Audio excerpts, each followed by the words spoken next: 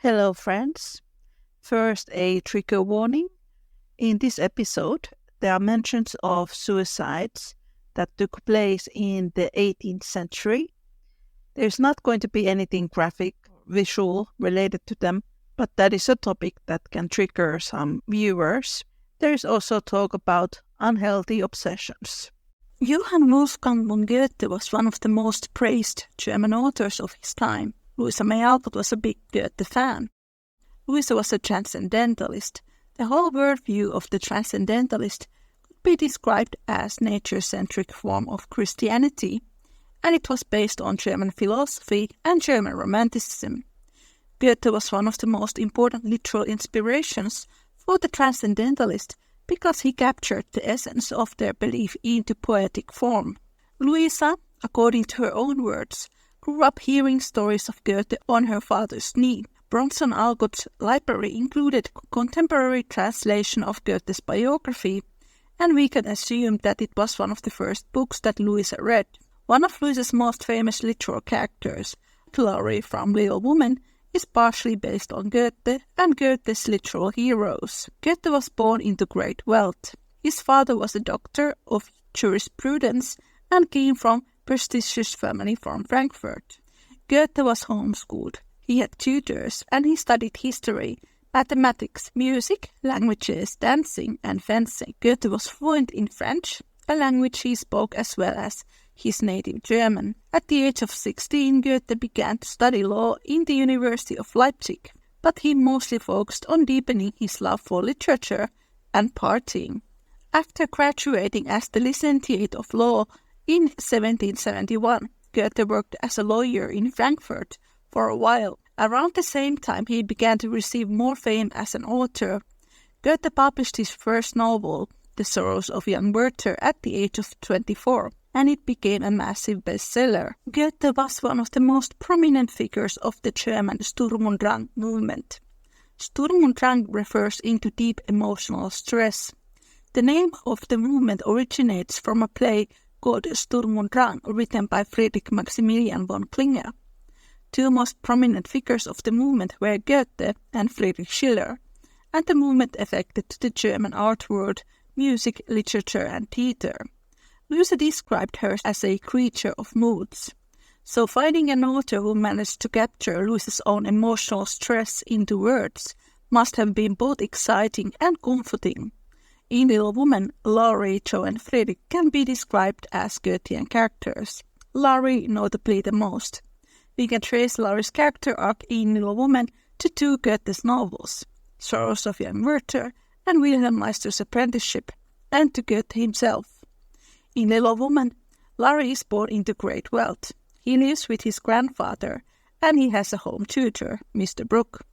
In boarding school, he also studied fencing and dancing. In college, Laurie is a party boy and not very interested in the world of academics, unlike Jo. Laurie is also fluent in French. He has, most of the time, nice manners, and he is a talented musician. Book Laurie is sensitive but very immature and sometimes quite chauvinistic. Laurie is very temperamental. He was born out of a forbidden marriage between his American father and Italian mother, and this is one of the reasons why he struggles to bond with his grandfather, and they both feel a great deal of resentment towards one another when Laurie moves to live with him. Sorrows of Young Werther is a novel written in a letter form. This is an important fact because this makes an immediate effect to the reader. There is no narrator. Letters are written by Werther and addressed to his friend Wilhelm. Werther is a story of a young man who falls in love to Charlotta, Lottie, who is engaged to another worthy man, Albert. Werther suffers from constant emotional stress, and he also has quite a temper. In the beginning of the novel, Werther travels to the countryside. He is impressed by the unpretentious country people, and he envies their happy and simple lifestyle. Often he wonders what is the secret of their happiness, since they have way less than he has. Werther spends a great deal of time thinking the meaning of life, and he is a great admirer of beauty and the natural world. He spends his time writing and drawing the things he sees. Nature comforts him, and that is where he feels happy and safe. When Werther meets Lottie for the first time, he He is invited to her home and he sees her feeding her younger sisters and brothers. And what Werther is attracted is the feeling of warmth and home that he sees around him, something that he didn't seem to have in his own urban home. Same happens in Little Woman.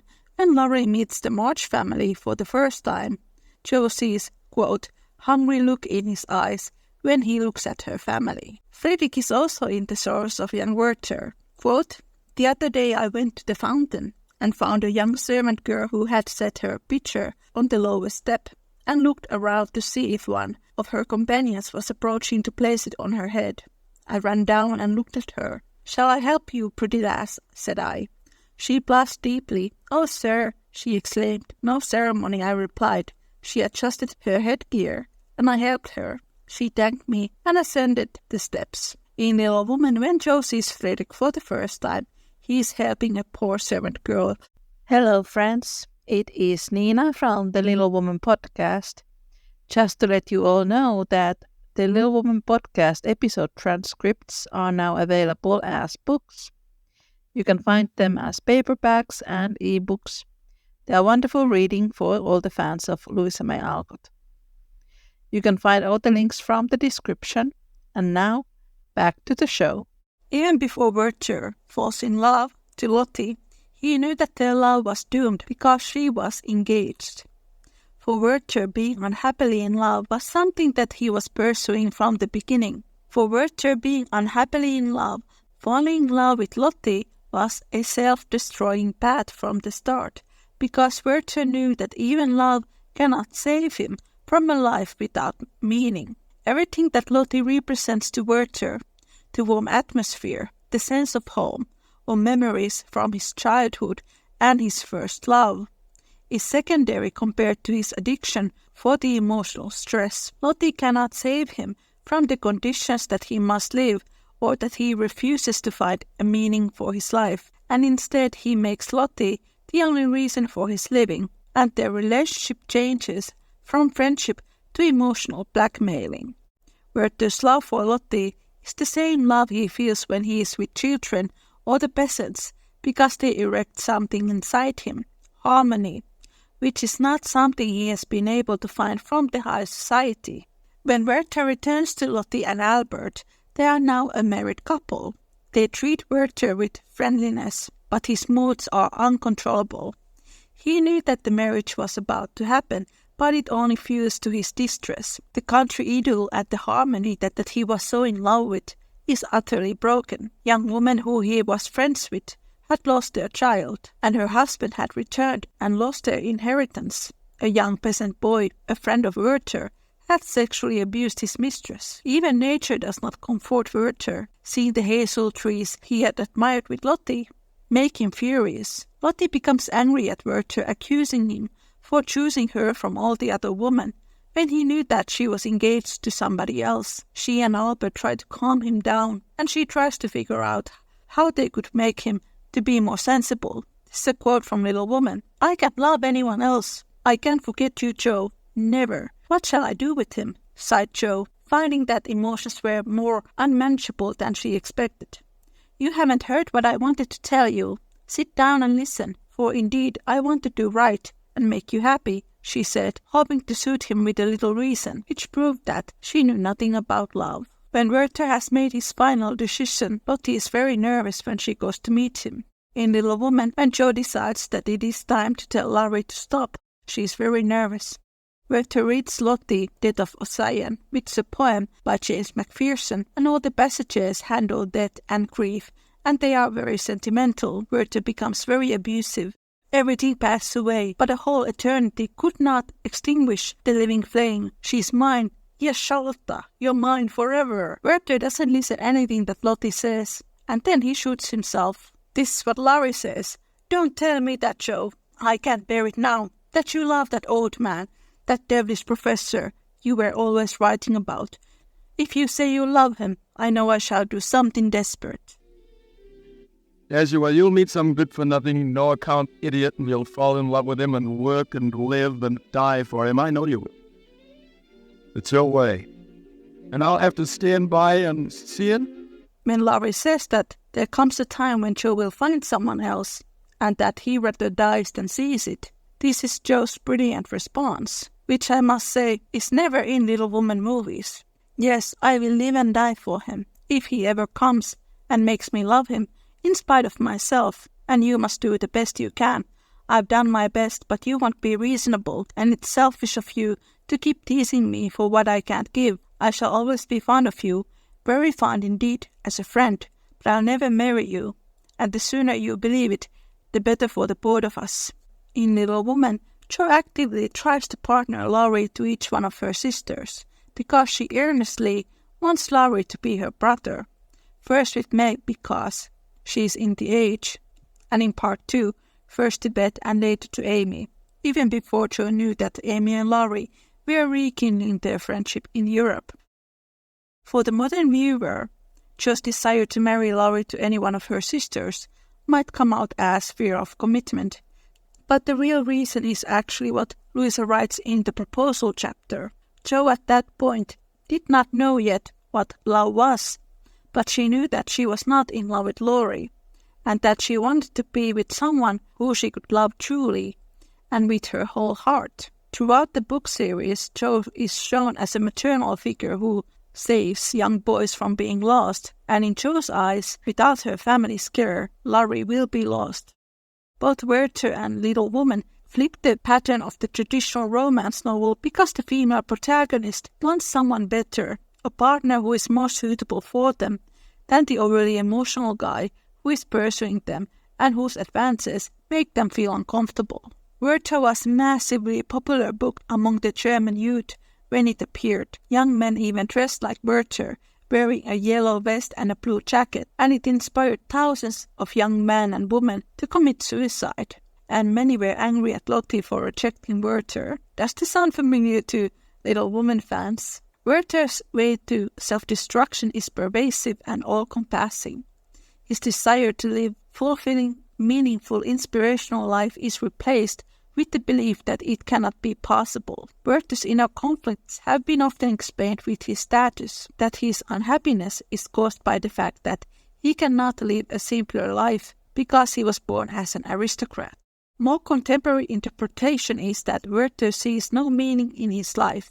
In his biography, Goethe writes about his inspirations for Werther, that the boredom towards life troubled his generation, and the popular literature of the time was all about death and disappearance. Emily and I discussed about this in our Laurie episode. It is a shame that Laurie's character arc is missing from every Little Woman adaptations, because the lack of meaning and not really knowing what you want to be or what you want to do with your life, that is a topic that a lot of young people still today can identify with. In A Little Woman, when the reader moves from part 1 to part 2, all the sisters have grown, but Laurie has stayed in the mental level of a teenager. He doesn't like school. He doesn't like to work. Jo has become quite tired with his behavior. She's always telling him how to act and how to behave. There are scenes in Little Woman where Laurie is frustrated to the way Jo is criticizing him, but he still continues to pursue her, even when he knows that Jo finds it annoying. Laurie is on a self-destructing path. For Werther and Laurie, Jo/Lottie represents Manic Pixie Dream Girl. Manic Pixie Dream Girl is a character that somehow is expected to give the male protagonist whatever he needs to complete them, and that love erases their troubles, so they don't need to grow or change. But neither Jo or Lottie are Manic Pixie Dream Girls. Quite the contrary, they are individuals with their own desires and needs. Laurie first tries to kiss Jo when they are 15, and it happens when Beth becomes ill, and Jo says no. His advances become more aggressive in Little Woman Part 2, which takes place 4 years later, and Jo starts to be afraid hanging out alone with him, which is why she travels to New York, where she meets Professor Bear, and she begins to develop feelings for him, and he to her. But unlike Laurie, Friedrich respects Jo, and he wants to know her true feelings for him before making any kinds of advances. When Laurie proposes to Jo, he threatens to kill himself if she says no. One of the best films of the recent years that depicts Wertherian behavior is 500 Days of Summer. The entire visual narration of the movie is based on the emotional landscape of Tom, the protagonist. Tom is in love with the idea of love more than Summer, the woman who he is dating. There's a scene in the movie where Summer, for the first time, shows vulnerability around Tom and shares something deeply personal from her past. But her entire speech is mumbled, so the viewer doesn't know what she's saying, and the only words that Tom hears are, "I haven't told this to anyone before." Tom hears the one thing he wants to hear. This is what Joseph Gordon-Levitt said about his character, Tom. He develops a mildly delusional obsession over a girl onto whom he projects all these fantasies. He thinks she'll give his life meaning because he doesn't care about much else going on in his life. A lot of boys and girls think their lives will have meaning if they find a partner who wants nothing else in life but them. That is not healthy. That's falling in love with the idea of a person, not the actual person. After being rejected by Joe, Laurie travels to Vienna, and there he tries to compose an opera for Joe. But no matter how hard he tries, she never fits into the role of a sweet princess his mind wants to conjure. This has never been adapted in the Little Woman films. This is why Laurie's and Joe's relationship was doomed from the beginning. Laurie doesn't see women as who they are. He falls in love with fantasy. He projected his fantasies and expectations onto Joe. He ignores the signs and warnings and wants to live in his fantasy world. He tries to see Joe as a princess who he is going to save, but all things that he remembers are the most unflattering aspects of Joe. Since he is Joe's best friend, he should know what kind of person Joe is. This is also when Laurie begins to dream about a woman who looks a lot like Amy, and that is when he remembers the thing that Amy told him, that he is lazy and that she is ashamed of him. This is a huge turning point for Laurie. He leaves the daydreams and goes to find a work from his grandfather. Is Amy a manic pixie girl? No, she isn't, because Laurie sees Amy's full reality, and manic pixie dream girl is never a real person. It is a male fantasy. Quote from Sarah Colvin, professor of German. Source of young Werther brought Goethe enormous fame. It was hugely successful. There are elements of Sturm und Drang in it, but more than that, it tapped into the cultural sensibility of the time, the importance of the heart, the importance of the emotions. An enormous audience responded into that. It was popular for all kinds of reasons, partly because you could decode it, and people always loved that. Goethe, he himself fell in love to a young woman called Charlotte von Buff, and the main character that Werther falls in love is called Lotte. That brought some embarrassment to the real-life Charlotta and her fiancé. In reality, the relationship between Charlotta and Goethe was platonic, and he had a great respect for Johann Christian Kestner, who was the Albert of the story. Werther, he kills himself in the end, and a lot of young men and women followed his example. Werther was badly misunderstood as a novel. Firstly, because people didn't understand that Goethe was actually criticizing the cultural sensibility in the character of Werther, and secondly, it was read as an encouragement to suicide, which it certainly wasn't. It was partly based onto a young man called Jerusalem, whose story Goethe had heard and implemented to the novel. Jerusalem was a promising young ambassador's assistant who had had heartbreaks and disappointments living in the high society and who eventually took his own life. Goethe was horrified by the wave of suicides that happened. A couple of years later, he literally rewrote Werther, this time in more critical tone. Louisa read Goethe's biography. She seemed to have a very deep understanding why Werther was not a character to be romanticized, but just like Goethe, Louisa noticed that giving Laurie this Wertherian character arc, in the end, took the attention away almost everything else in the novel. I think we can all agree with this. It is difficult for us to understand it now, but when Little Women appeared, Louisa received tons of mail every day from young girls asking her to rewrite the ending of the novel and marry Joe to Laurie. There is a scene in Joe's Boys, which is the last Little Woman book, where Joe, who is now a famous writer, is very frustrated by these fans who send these requests, and the fans who come to spy on her and leave disappointed when they see that she is a grey woman in her 50s, This is what Elizabeth Bancroft writes in her essay, Alcott's True 30 Years, Letters to Alf Whitman. Alfred, a motherless lonely boy of 15, enrolled in Franklin B. Private School in 1857.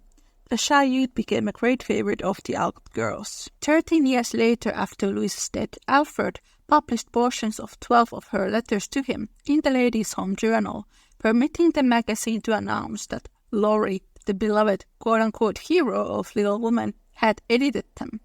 Apparently up to then, it had been generally believed that Ladislas Wisniewski of Vevey and Paris was the sole prototype for Laurie, but Alfred admitted that Louisa has written him many years before that, quote, Laurie is you, and gently, that's Ladislas, you are the sober half, and Ladislas, who I met abroad, is the gay whirligig half.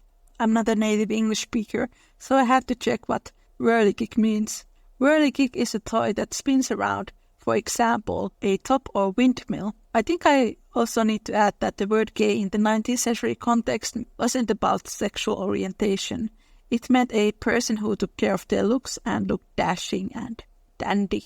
Louisa met young Wisniewski in Switzerland. He was very flirtatious with Louisa, who nursed him when he was ill, if he was ill. Louisa always spoke very highly about Ladislas in public, but in private letters between Louisa and her sister May, they called him boring, and they were frustrated that he didn't take life very seriously. This is also why I am always very skeptical about any of Louisa's public statements. She didn't want anyone to know how heavily Little Woman was intertwined with her own life. We can only imagine Louisa's frustration when her young fans would beg her to marry to Laurie, who was based on dear friend like Alf, or Ladislas, who was somewhat Louisa's ex. I can see why Werther was such a beloved character among young people in the 18th century, because he is written to be a very endearing with all his messiness and all his flaws. Both Laurie and Werther have these tragic elements within them that appeal to young people. Thank you for listening. I'll see you soon. Make good choices.